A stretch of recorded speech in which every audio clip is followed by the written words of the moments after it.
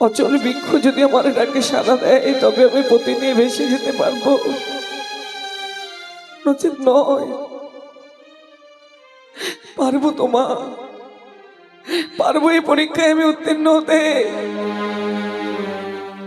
তুমি ভাই আদেশ করো মা, অময় দাও, আমি যেন এই পরীক্ষায় উত্তীর্ণ হতে পারি। বৃক্ষরে যেন আমার ডাকে সাড়া দেয়, তুমি আশীর্বাদ করো মা।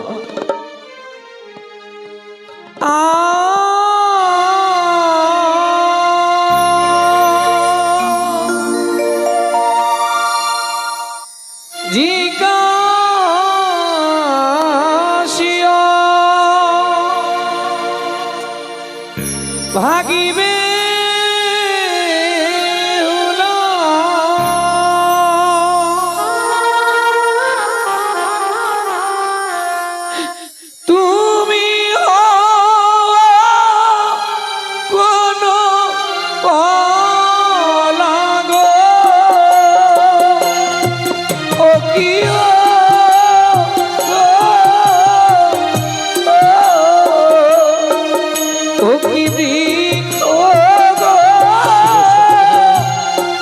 কতদিন ভাসো গারে জলে, ও কিও রে ও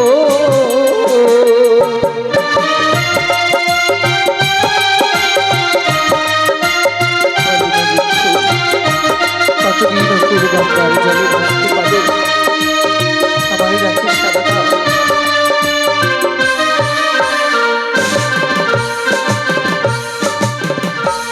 শোনো বলি মা বেহুলা, কি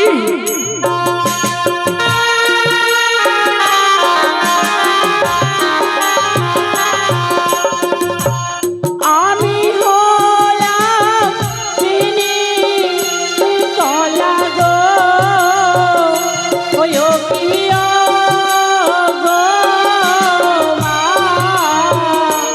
ও কি মা গো, এক মাস ভাসি গঙ্গার জলে, ও কি ও গো মা। হলো না, হলো না বৃক্ষ, এ কি বলছো? তোমায় নিয়ে আমার দেবতা নগরে যাওয়া হলো না। তুমি আমাকে ক্ষমা করো, আমার যে বড় আশা ছিল ওই দুর্গম পথ 1 মাস অতিক্রম করা কিছুতেই সম্ভব নয়। বেশ মা, তাই হবে। জিজ্ঞাসিয়া ভাগিবে হুলা, তুমি কোন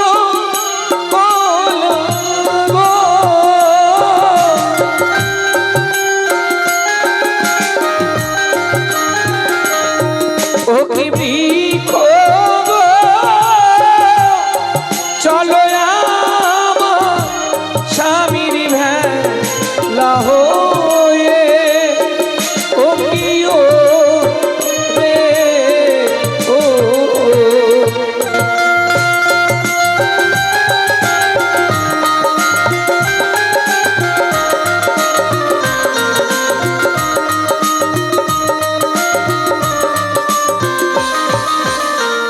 বলো না বৃক্ষ, শোনো বলি মা বেহুলা,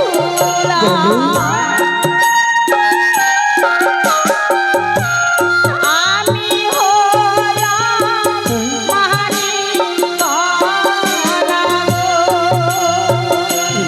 ও প্রিয় গো মা, বলি মা গো, তুইও মাসো ভাসি গঙ্গার জলে,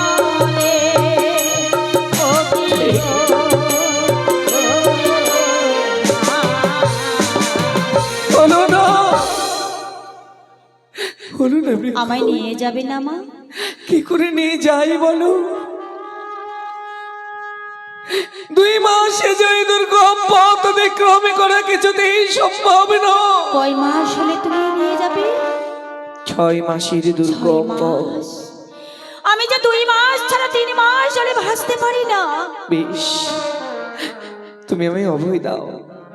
বেশ, আমি অন্য বৃক্ষকে জিজ্ঞেস করি। যাও তুমি অন্য বৃক্ষকে জিজ্ঞাসা করো। জিজ্ঞাসিয়া ভাগিবে হুলা, তুমি কোন কোন গো,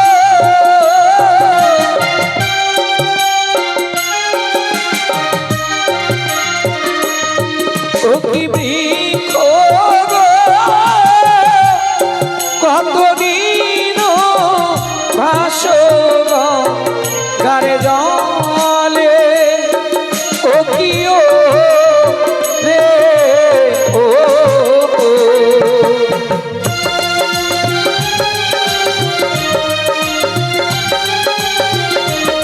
বলুন বিষ্ণু, কতদিন ওই অকুল গঙ্গার জলে ভাসতে পারো? পারবে আমায় দেবতা নগর নিয়ে যেতে? শোনো শোনো মাবে হুলা,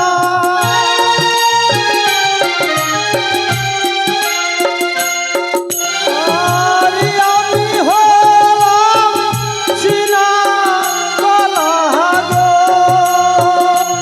ও কি ও গো, ও কি বেহুলা, আমি ভাসি 3 মাস হই না জলে, ও কি ও গো। হেরে গেলাম মা, আমি, হেরে গেলাম বৃক্ষ। কেউ বা 2 মাস, কেউ বা 3 মাস, কেউ বা 1 মাস অকুল গঙ্গায় ভাসতে পারে, মাগো, আমি মাত্র 3 মাস গঙ্গার জলে ভাসতে পারবো। কিন্তু 3 মাসে দুর্গম পথ অতিক্রম করা সম্ভব নয়। আমাকে নিয়ে যাবে না মা? তুমি ভাই ক্ষমা করো, আমি অন্য বৃক্ষকে জিজ্ঞেস করি। আমি জয়ী হয়েছি মা, তুমি পরাজয় হয়েছো। এবার তুমি আর আমায় ছেড়ে যেতে পারবে না। বাবা, আর তো কোনো বৃক্ষ নেই। আরো তো অনেক বৃক্ষ আছে, কিন্তু ওরা, আমি তাদের জিজ্ঞেস করি। না না, ওই ছোট জাতের বৃক্ষরা আমার মন বলে পারবে না। ও গো জিজ্ঞাসিয়া ভাগিবে হুলা,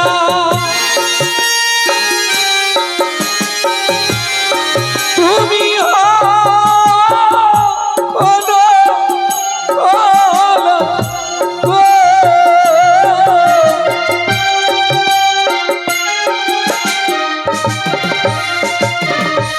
ও কি বৃক্ষ গো, চলো আমার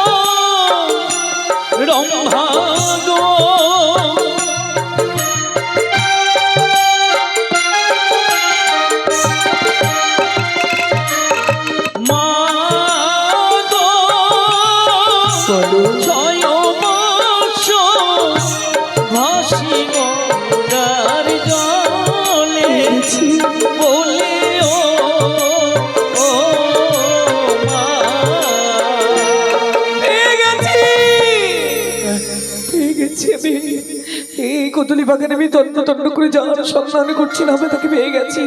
এই রাম রম্বা বৃক্ষ পারে 6 মাস সকলে গঙ্গায় ভেসে যেতে গো। ও গো রাম রম্বা বৃক্ষ, তুমি মানুষ স্বামীর দায়িত্ব গ্রহণ করে আমায় ধন্য করো। আমি তো এই দিনটার অপেক্ষায় ছিলাম মা গো। এই দিনের অপেক্ষায়? হ্যাঁ মা। তুমি জানতে কোনো একদিনই কোনো অভাগিনী তোমার চরণ তলে এসে বলবে আমার পতিকে নিয়ে দেবতা নগরে যেতে তুমি সাহায্য করো? জানতাম। কিন্তু কি করে জানলে তুমি? জানতাম মা, আমি জানতাম। কি করে জানলে বৃক্ষ? আসলে জন্ম আমার এই বৃক্ষ জন্ম নয় মা। তবে আমি পূর্ব জন্মে ছিলাম অক্ষর মনে।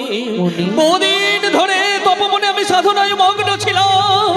একদিন মনের উল্লাসে স্বর্গপুর হইতে অনিরুদ্ধ এসেছিল এই তপমন ভ্রমণে। সেই দিন উষারে শাড়ির অঞ্চল লেগে আমার ধ্যান ভঙ্গ হয়েছিল বলে সেই দিন আমি উষাকে বলেছিলাম, ওরে উষা, নারী হয়ে শাড়ির অঞ্চল খালি সংযুক্ত করে রাখতে পারিস না। আমার বহুদিনের সাধনাতে আজ ভঙ্গ করলে যা আমি অভিশপ্ত করছি, মর্তলোকে হইবে জন্ম। স্বামীর জন্য অঞ্চল পেতে হায় হায় করে কাঁদবে। কাচ্ছি মনিব, কাচ্ছি আমি। মানে আমি বুঝতে পারলাম না মা। তুমি আমায় চিনতে পারলে না মনিব? না মা। তোমার মনে আছে কোন কথা? সেদিন রুষ্ট হয়ে আমি তোমায় অভিশাপ করে বলেছিলাম, হে মনিব, তোমার অভিশাপে যদি মোর মর্তধামে জন্ম হয়, বাসরে ঘরে পতি হারিয়ে চলে পেতে যদি হাই হাই করে কাঁদতে হয় পতির জন্য, তোমার জন্ম হোক বৃক্ষরূপে, তোমার বেড়াই করে তোমার বক্ষে চেপে দেবতা নগরে গিয়ে পুনরূপে পতির প্রাণ ফিরিয়ে আনবো। আমি অন্য কেউ না, আমি স্বর্গের দেবী নটি উষা।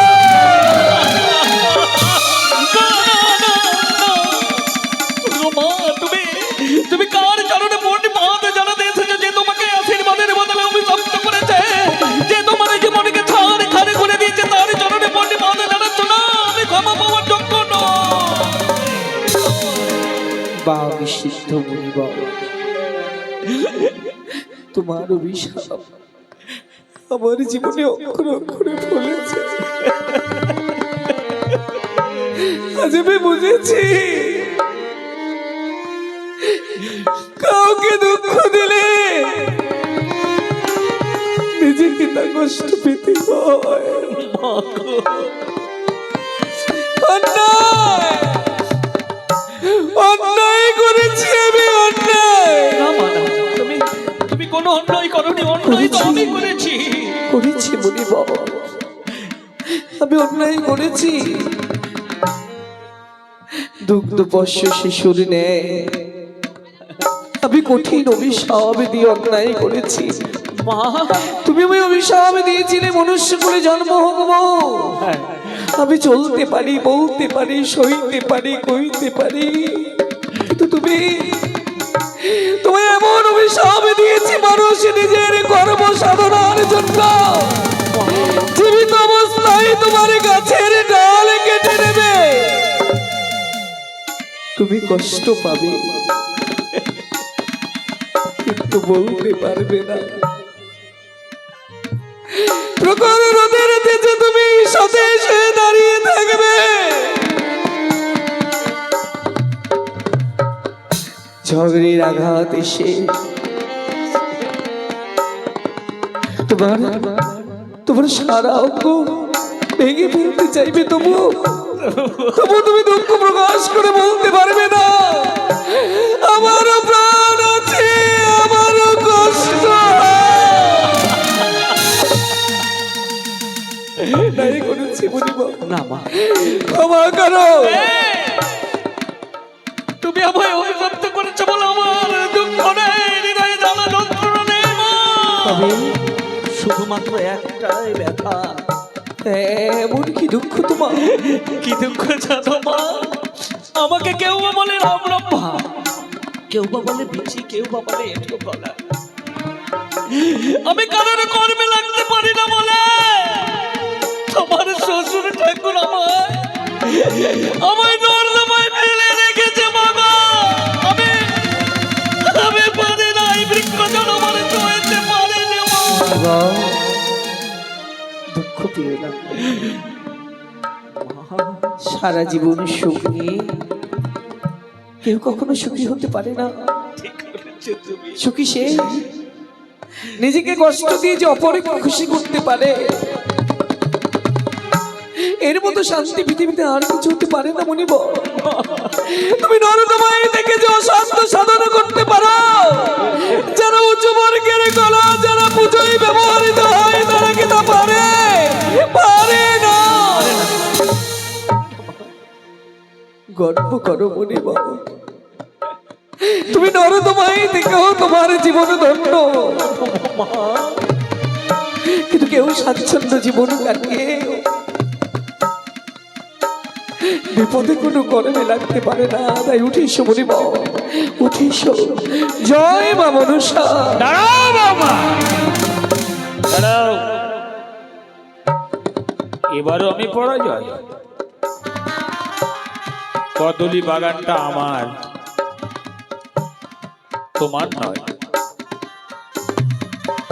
ইতিপূর্বে আমার এক এক করে 6টি ছেলে মারা গেছিল। শ্রীকর, গুণাকর, দুর্গাবর, সৃষ্টিধর, দিগম্বর, বিশম্বর। কত জ্ঞানী গুণী ব্যক্তিরা আমায় বলেছিলেন সাপে কাটা রোগীকে নাকি কলার ভেলায় ভাসিয়ে দিতে হয়। নদীর পবিত্র বাতাসে, আবহাওয়ার প্রচন্ড তাপে সাপে কাটা রোগীর নাকি সাপের বিষ জল হয়ে বেঁচে ওঠে। কিন্তু তাদের আমি প্রত্যেককে বলেছিলাম ওরা মারা গেছে, কানের নাগে দংশন করেছে। আমার কাছে ওরা কানের উচিষ্ট আহার। কারোর জন্য কলের পাতা পর্যন্ত আমি নষ্ট করিনি। পায়ে রশি বেঁধে টানতে টানতে নিয়ে গিয়ে গন্ডকে ঘাটে ছুঁড়ে ফেলেছি।